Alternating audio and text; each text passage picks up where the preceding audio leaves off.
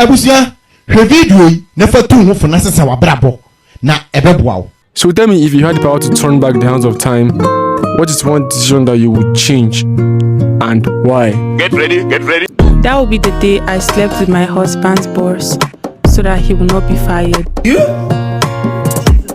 You see, my husband, he really loved the job, and it was not about the salary alone. It was his pride, and we didn't have plan A, B, or anything to fall back on. So to him, losing that job was like everything ended for him.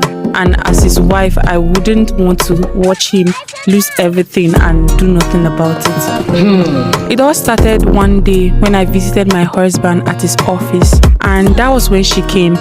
That's my husband's boss. That was not the first day I met her, but that was the day me and her exchanged contacts. She started calling me often. At first, it was just about checking up on me, my husband, everything, and our welfare. But eventually, it's persistent, and I thought she was lonely. So I started receiving her calls, feeling it was a normal thing. But then she told me one day plainly that she liked me. Okay. I was a bit confused, so I laughed and replied, "I like you too, because you're a good woman." She now proceeded to say she would like me on her bed. What? And I will also like it. What? I said, no, if it's that kind of like you're talking about, it's not for me, because 1, I am married. 2, I'm not into women, and I actually don't even think like that. I thought that would be the end, but that thing I said did not even shake the woman. She just said, yes, I know, but I still love you. Dang, oh God. Quickly, I ended the call, but my mistake here was I did not tell my husband about the whole thing. I was thinking I could handle it well, but it was obvious I thought wrong. Because after that day, everything suddenly changed at work for my husband. How? He started having problems there. Things that were normally not even a big deal became reasons for him to get fired. He would always come home and complain about how his work has become a struggle to keep a job. And I knew that was an opportunity for me to tell my husband about his boss, but I still did not. I was just saying, don't worry, they can't fire you. You are too big of an asset for them to let go of you just like that. Okay. Moving on, one day she called me. She told me point blank, if you don't cooperate with my demands, your husband will lose his job. I felt it was an empty threat then. But then again, my husband started getting queries upon queries. I refused, but she enticed me with a very, very nice offer that my husband was going to be promoted to a very high position and we will not lack anything and we don't even need to lift the finger in the house anymore. Then I felt trapped. Women. At this point, I have had it to my neck and it was choking me. But I have no idea on how to tell my husband that his boss wants his wife, a woman. I couldn't bring myself to tell him, so I carried it alone. I struggled with it. I questioned it, but there was nothing I could do about it. I even got angry at myself for even thinking about it, but I convinced myself that it was for my husband and also for our unborn kids.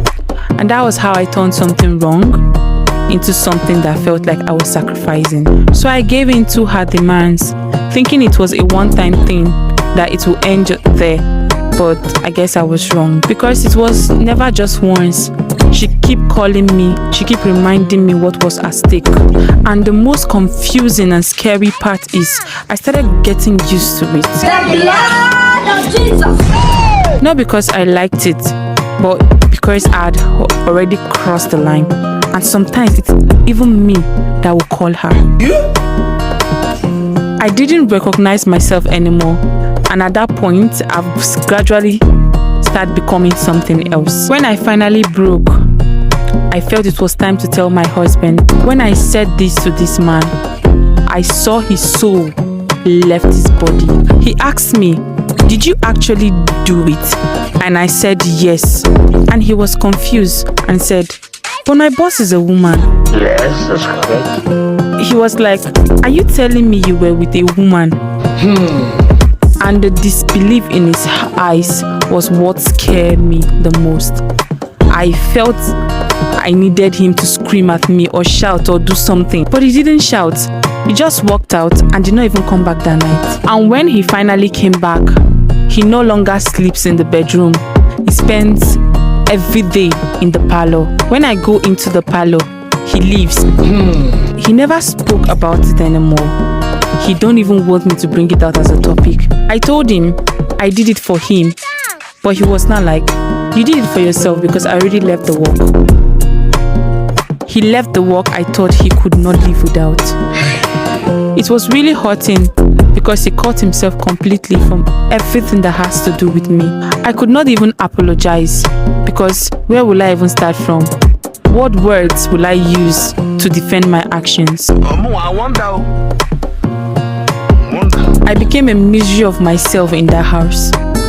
And the marriage was barely even 3 years old. And the reason we don't have any kids yet is because we both agreed that we are going to settle down and prepare for kids. I don't understand. Well, I guess that's never gonna happen now, as I've carried my hand and fished brain to ruin the one thing that gave meaning to my life in the name of protecting it. Well, he finally told me to leave his house because he said he doesn't know who I am anymore or who I have become, and he doesn't trust me anymore.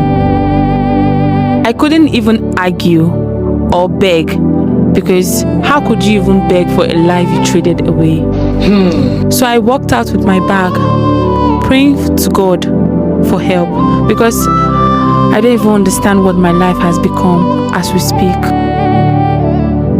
And to everyone watching, not every problem is meant to be solved by sacrifice. Some are meant to be exposed by truth. I learned the hard way, because when you start making decisions out of fear instead of honesty, you don't just lose control of the situation, you lose yourself in it. I actually thought I was protecting my home, but real strength is not in how much you can endure in silence. It is how early you can stand up and say, this is wrong. Because the truth is, anything you have to hide to protect is already broken.